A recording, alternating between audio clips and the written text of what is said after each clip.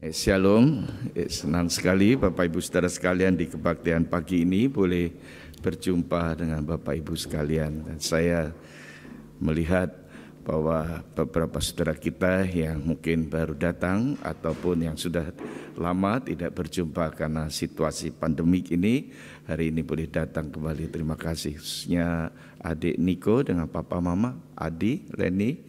Selamat datang berbakti bersama. Saudara, Tuhan memberkati kita. Nah, saudara, kita lanjutkan dari pembahasan kita dari khotbah yang didasarkan dari surat Ibrani, kitab Ibrani. Hari ini kita sampai pada pasal yang ke-10, saudara. Saudara, secara ringkas kita melihat di dalam bagian ini kita masuk kepada bagian di mana penulis Ibrani memberikan satu argumentasi berkenaan di dalam pemahaman kita kepada Kristus sebagai imam besar, imam agung. Kalau kita melihat bagian ini berkenaan yaitu berbicara tentang hukum Taurat dengan kaitannya persembahan, saudara. Nah, saudara, penulis Ibrani ini langsung mengatakan di dalam ayat yang ke-1. Saya ajak saudara untuk memperhatikan secara cepat alurnya, saudara. Yang pertama berbicara tentang apa sih kalau demikian keberadaan atau fungsi hukum Taurat. Nah, saudara sekalian, di dalam ayat yang pertama penulis memberikan satu penjelasan, dikatakan hukum Taurat hanya dikatakan terdapat bayangan saja dari keselamatan yang akan datang, dan itu bukan hakikat dari keselamatan itu sendiri. Saudara, ini kata bayangan, saudara, bukan sesuatu yang real, yang sungguh, yang nyata, yang lengkap, yang sempurna di sana, saudara. Dan penulis di sini mengatakan bahwa ini merupakan satu bayangan dari keselamatan yang sebenarnya. Nah, saudara, ini merupakan satu gambaran atau pola atau boleh saya katakan bentuk, saudara-saudara. Dan dari hukum Taurat itu, saudara, penulis Ibrani mengajak umat Ibrani, umat Israel, mengajak saudara dan saya untuk merefleksi diri kita. Siapakah kita sebenarnya kalau Tuhan menaruh hukum Taurat yang dikatakan hukum yang sempurna itu, yang mempunyai standar yang sangat sempurna, siapakah yang mampu melakukan, mentaatinya, saudara?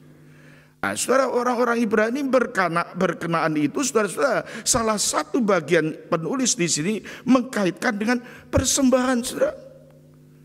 Mereka pergi ke rumah ibadat, mereka datang ke rumah ibadat minggu lalu kita melihat bagaimana ibadat-ibadat yang dilakukan dengan persembahan-persembahan yang dijalankan oleh para imam setiap kali ibadat itu dilakukan, saudara.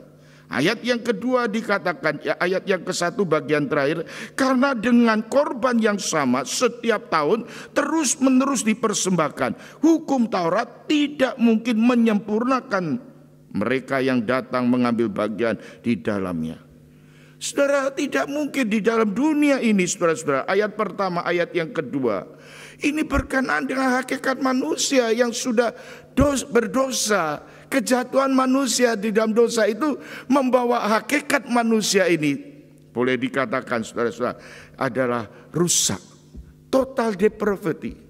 Kerusakan total ini, saudara-saudara, siapa yang mampu mencapai keselamatan itu dengan apa yang dia bisa kerjakan?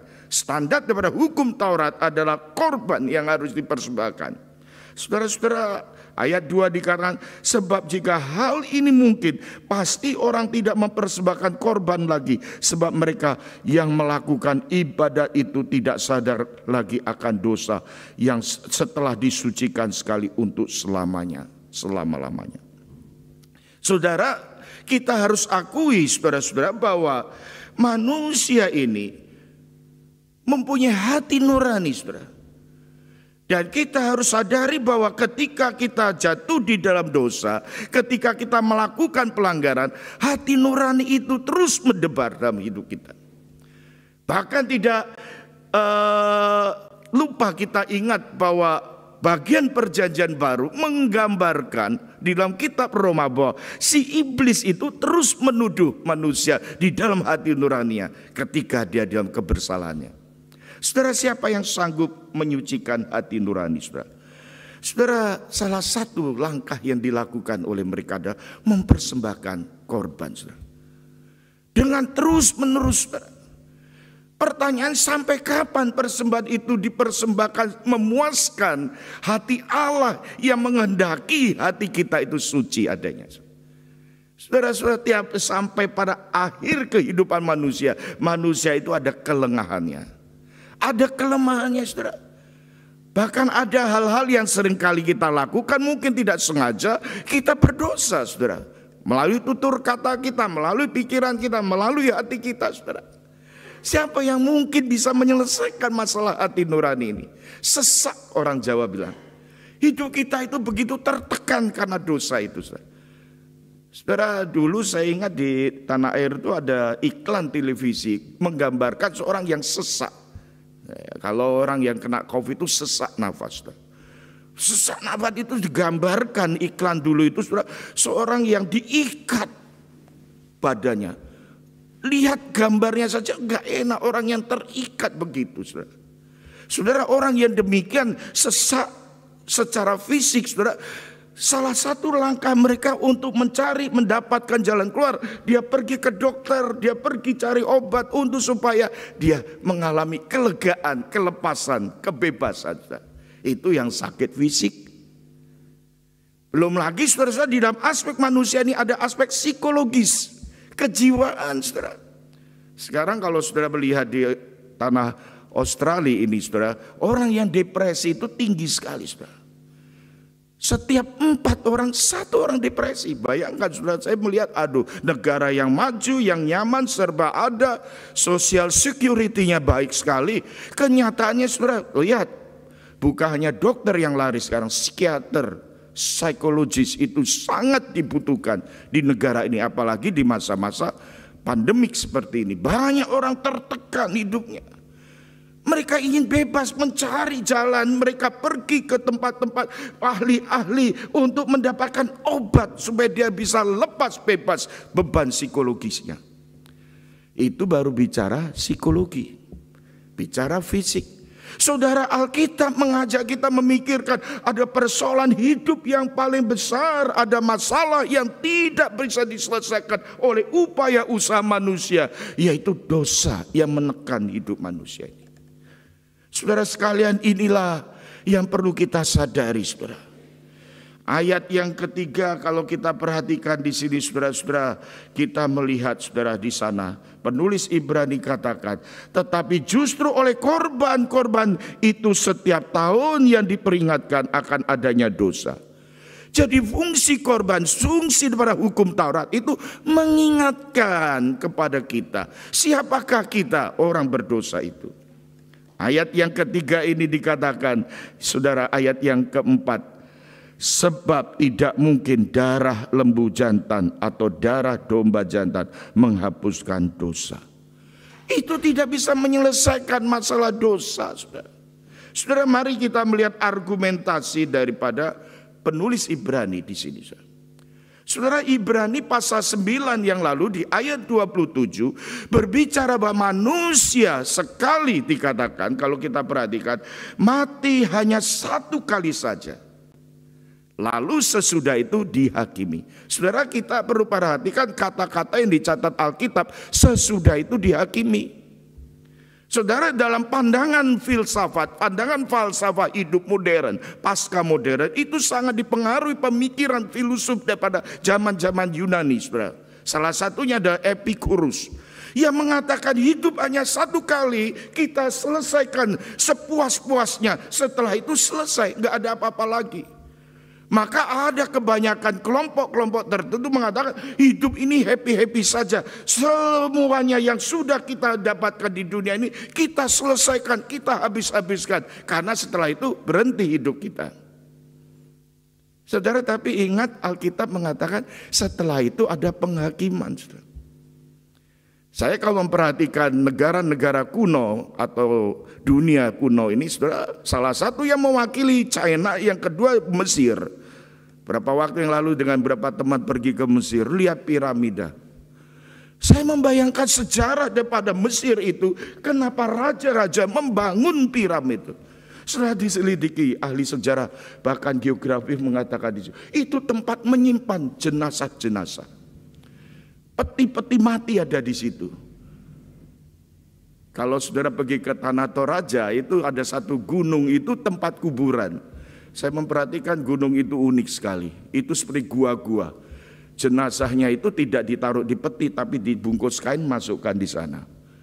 Dan di situ ada sebuah, atau boleh dikatakan bau-bau harum. Kalau di Jawa itu ada kemenyan dan sebagainya. Di situ ada satu bau yang tidak merasakan bangkai lagi, segar. Saya lihat di situ, memperhatikan sebagai tempat kunjungan wisata. Itu gua itu tempat menyimpan mayat-mayat, saudara. Piramida itu tempat menyimpan mayat, bahkan harta benda dari raja itu. Di dalam hakikat manusia di China itu, di Xi'an itu, saudara, raja pada waktu itu sudah membangun itu semuanya untuk menyimpan harta benda mereka di sana. Saya yakin manusia di dalam hati nuraninya menyadari bahwa setelah kematian ada sesuatu yang ada di sana, yang disebut dengan misteri rahasia daripada kehidupan manusia di balik kematian. Dan puji syukur Alkitab mengatakan ada kehidupan. Ada surga, ada langit dan bumi yang baru yang turun di dalam kerajaan di mana Allah di Kristus menjadi raja kekal adanya. Saudara sekalian, kita perlu memahami, saudara, penulis Ibrani harus mengatakan, saudara, ini mati sekali, tapi setelah itu dihakimi. Bagaimana respon kita hari ini, saudara? Saudara, mari kita harus menyadari kematian di sini adalah kematian akibat dosa. Kematian manusia ini adalah akibat daripada kejatuhan manusia di dalam dosa. Artinya kematian itu bukan alami saja. Bukan ini boleh dipandang oleh pandangan daripada kaum universalism yang mengatakan sudah pada umum saja alami manusia akan mati semua. Tetapi harus ingat, saudara, kematian itu berkaitan dengan akibat dosa. Artinya relasi antara manusia dengan Allah terputus. Dan inilah yang perlu kita sadari dan kita akui di dalam kehidupan kita, saudara. Di dalam relasi ini kita itu putus. Manusia berusaha terus dengan membawa korban-korban, saudara, membawa persembahan-persembahan, itu baik, tetapi itu bayangan saja yang menunjukkan satu pola, satu bentuk daripada keberadaan manusia yang ingin menggapai keselamatan itu, ingin mencari keselamatan itu. Saudara, manusia tidak sanggup dan tidak bisa merestorasi relasi itu, memperbaharui, memulihkan hubungan itu tidak bisa. Karena standar Allah, kembali saya kata, mutlak, sempurna, suci, adil, benar. Tetapi ada hati Allah, hakikat Allah yang dikatakan kasih adanya.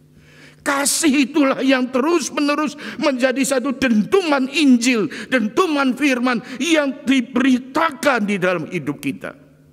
Puji Tuhan, Alkitab mengatakan Allah itu mencari kita. Allah datang, Allah bersekutu dengan manusia. Dia berinisiatif datang dari Allah pencipta langit dan bumi. Ini menjadi manusia biasa, manusia sejati, lahir di kandang Bethlehem, dihina hidupnya, menderita sampai usia 33 tahun kira-kira. Dia mati di atas kayu salib. Dan itu dikatakan Kristus melakukan karya yang agung, yaitu keselamatan. Saudara sekalian, penulis Ibrani mengingatkan pada kita, kalau kita mati satu kali, sesudah itu dihakimi. Dihakimi berarti satu kali kelak kita akan berdiri di hadapan takhta pengadilan Allah, mempertanggungjawabkan apa yang kita lakukan selama hidup ini di hadapan Sang Pencipta langit dan bumi.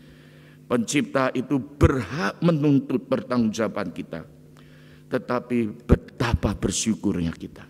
Jika kita pada saat hidup ini diberi kesempatan mengalami satu perjumpaan kepada di dalam Kristus, relasi kita dipulihkan dengan Dia, pengampunan dosa diberikan, pelanggaran kita salah diampuni dosa-dosa kita, dan kita boleh menikmati keselamatan bersama dengan Tuhan.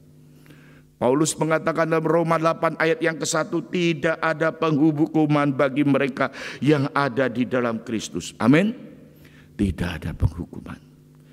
Yang ketiga, berbicara kematiannya adalah kematian yang berkuasa. Karena Yesus Kristus adalah anak domba yang kudus dan tidak bercacat. Saudara, ayat yang ke-5 sampai 10 secara cepat. Karena itu ketika ia masuk, lalu mengutip perjanjian lama. Bagian ini ayat 5 sampai 10 Ibrani mengkaitkan, mengutip dari Mazmur 40 dalam satu versi dari ayat 7 sampai 9 bahasa Indonesia, bahasa Inggris 6 sampai 8. Pasal 40 ayat 7 sampai 9 ini berbicara tentang apa, Saudara? Penulis menunjukkan antara Daud dengan yang ada di Mazmur dengan Ibrani menunjukkan pada Kristus. Tipologi, gambaran sekali lagi. Saudara, kita bisa melihat, saudara-saudara, penulis Mazmur 40 ini yang ditulis oleh Daud, Raja Daud. Ketika dia berkata, aku, itu adalah Daud. Ditulis oleh pemazmur yang menunjukkan dirinya, melakukan kehendaknya. Tetapi penulis Ibrani ingin memperbandingkan tipologi pada diri Kristus. Kalau Daud adalah raja Israel, tetapi Kristus jauh dari itu. Dia raja atas segala raja. Dia di atas segala raja. Kalau Daud, saya boleh katakan Daud adalah raja, tapi Daud orang yang tidak sempurna. Daud banyak kegagalan, Daud telah pernah jatuh, bahkan jatuh dalam dosa yang fatal. Tetapi Kristus sempurna. Dia tidak pernah berdosa. Sepenuhnya mentaati kehendak Allah. Termasuk hukum Taurat telah dipenuhi. Saudara, semua tuntutan Allah tidak pernah dilanggar oleh Dia. Oleh Allah, oleh Kristus yang satu-satunya datang ke bumi ini, saudara. Dan ini dikatakan dia tidak pernah melakukan dosa. Karena dia senantiasa taat sepenuhnya, saudara. Kalau kita melihat di sini persembahan korban dengan ketaatan itu yang diperlihatkan oleh penulis Ibrani. Menarik sekali, saudara-saudara. Saudara, yang dicatat di ayat yang ke-9 itu disebutkan, saudara. Ayat yang ke-9, ke-10. Yaitu berkenaan dengan ketaatan. Yaitu tentang mentaati keberadaannya di hadapannya. Mentaati kehendaknya, saudara-saudara. Saudara-saudara, penulis berkata, kalau kita perhatikan di sini, saudara-saudara, kalau kita memperhatikan, saudara, korban yang dipersembahkan itu korban yang sudah lengkap. Ada 4 macam korban di sini, saudara.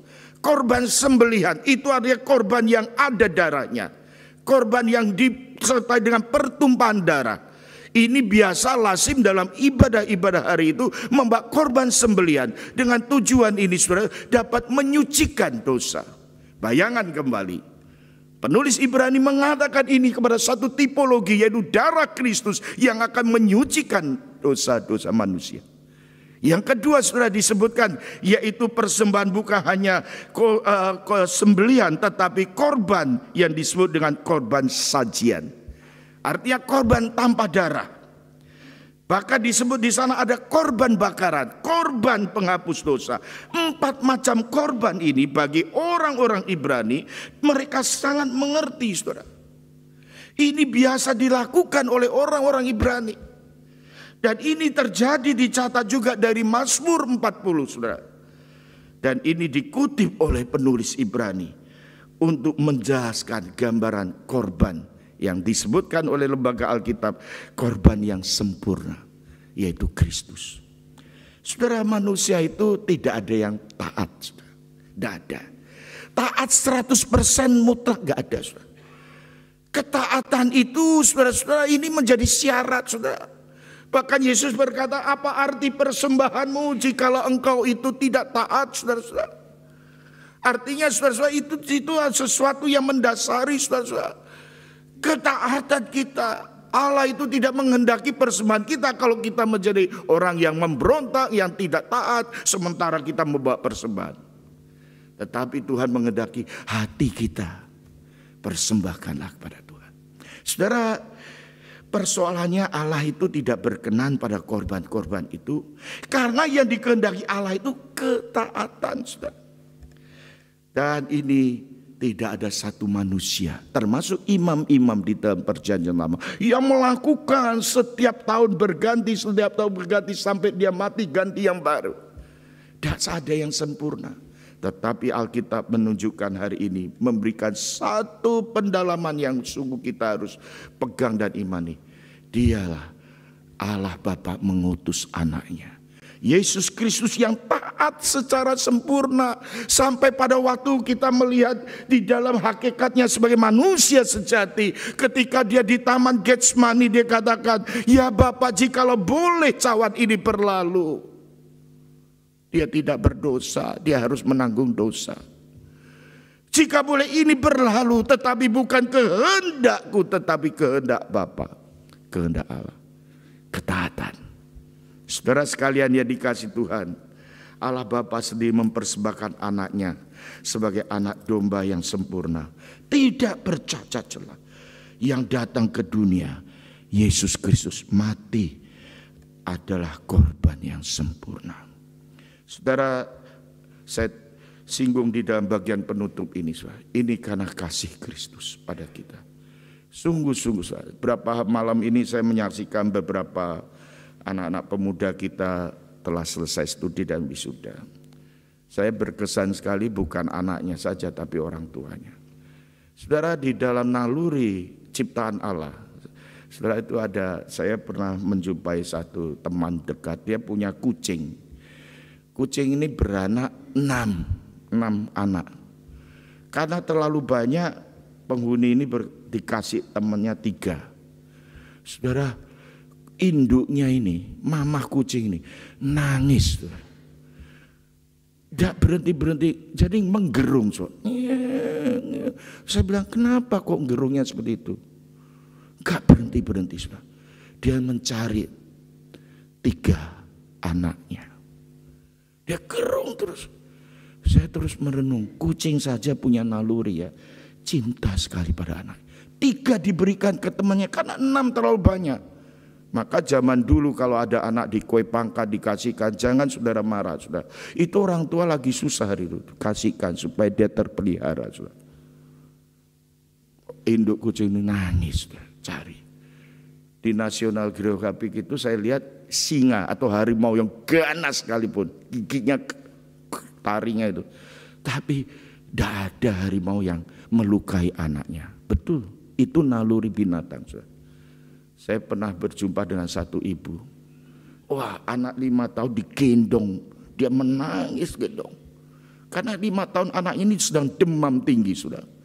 Sampai step itu kejang-kejang, saudara. Dan diusahakan giginya jangan sampai berjumpa. Dia masukkan 2 jari ini. Pegang terus. Lama. Karena anak itu kejang. Terus lari ke rumah sakit dengan cara demikian. Sampai berdarah-darah. Dia nangis. Saya perhatikan dia nangis bukan karena dia sakit, rasa sakitnya yang dia tangisi. Dia nangis, dia mengasihi anaknya ini. Anaknya ini dia tidak mau kejang seperti itu. Dia terus pertahankan darah itu. Oh, kasih ibu, kasih orang tua kepada anak, saudara, itu begitu mulia. Begitu mulia, saudara. Maka saya sedih sekali kalau ada anak enggak menghormati orang tua. Tidak ada ibu yang enggak mengasihi anak. Tidak ada. Saudara-saudara, kita melihat kenapa di dunia seperti ini ada seperti itu. Ada kisah-kisah kasih yang terlalu banyak kalau kita lihat dalam kisah kehidupan manusia ini. Karena ada kasih dari sumbernya. Ada sumber kasih itu, tidak mungkin ini alami, natural. Manusia sudah jatuh di dalam dosa. Alkitab mengingatkan kita ada korban yang sempurna. Itu didasarkan Allah yang mengasihi manusia, mengasihi saudara dan saya. Inilah evangelisasi yang perlu kita terus dengungkan. Allah mengasihi manusia dengan korban yang sempurna. Saudara-saudara, kasih Allah tidak terbatas. Kasih Allah terus menerus mengasihi kita. Kasih Allah tidak pernah terbatas. Allah menciptakan manusia, manusia jatuh dalam dosa. Allah tetap setia pada janjinya. Tuhan memberikan Yesus Kristus bagi saudara dan saya. Saudaraku yang dikasihi Tuhan, karena itu Yesus Kristus yang taat melakukan kehendak-Nya. Pengorbanan Kristus inilah yang kita terima berkat-berkatnya, yaitu pengudusan dari Allah. Satu kali untuk selamanya. Tidak lagi Ia mengingat-ingat dosa kita. Ini ditegaskan, dikonformasikan di ayat 15. Roh Kudus itu menyaksikan kita sudah dibebaskan dan dosa kita tidak diingat-ingat lagi. Ayat 16-17, inilah perjanjian yang akan kuadakan dengan mereka sesudah waktu itu. Ia berfirman pula, aku akan menaruh hukumku di dalam hati mereka, menuliskannya dalam akal budi mereka. Aku tidak lagi mengingat dosa-dosa dan kesalahan mereka. Pengorbanan Kristus berlaku sekali untuk selamanya. Kita telah dikuduskan oleh persembahan tubuh Yesus Kristus sekali untuk selamanya. Allah tidak lagi mengingat dosa-dosa kita, kesalahan kita. Kita dikuduskan bukan karena kita orang kudus, bukan karena kita melakukan sesuatu, tetapi yang membuat Allah menguduskan kita karena pengudusan itu datang dikerjakan dari Kristus Yesus di dalam diri kita. Pengorbanan Kristus, kita boleh menerima pengudusan dari Allah satu kali untuk selamanya. Saudara, kita bersyukur penghukuman yang seharusnya jatuh kepada kita, orang berdosa ini, itu sudah ditanggung di pundak Yesus Kristus. Ini bukan berarti kita boleh hidup sembarangan, tidak berjalan di dalam kebenaran dan kesucian, tidak. Kita tahu Allah itu ada disiplinnya. Ada disiplin Allah, ada teguran Allah diberikan bukan untuk menghancurkan saudara dan saya, tetapi untuk memulihkan, untuk memperbaiki, untuk menyadarkan kita hidup sebagai orang yang sudah ditebus dan menjadi milik Kristus. Ayat 12 dan 13, Ia mempersembahkan hanya satu korban saja karena dosa kita. Dia duduk untuk selamanya di sebelah kanan Allah yang sekarang Ia hanya menantikan saatnya, di mana musuh-musuhnya akan dijadikan tumpuan kakinya. Kedatangan yang pertama, Yesus datang mengorbankan diri, mati di atas kayu salib, menanggung dosa manusia. Tetapi kedatangan yang kedua kalinya, tidak akan ada hal yang sama sebenarnya. Ia datang kedua kalinya dengan segala kemuliaan, keagungan untuk selama-lamanya. Dan kita boleh tinggal bersama-sama. Dan dia tinggal bersama umat-Nya. Kita bersyukur kita melihat kebenaran ini dari surat Ibrani. Melalui pengorbanan Kristus berlaku sekali untuk selama-lamanya. Sampai berjumpa pada ayat-ayat berikutnya. Tuhan memberkati. Amin. Saya serahkan untuk lagu berikutnya. Setelah itu kita akan berdoa syafaat. Silakan Daniel.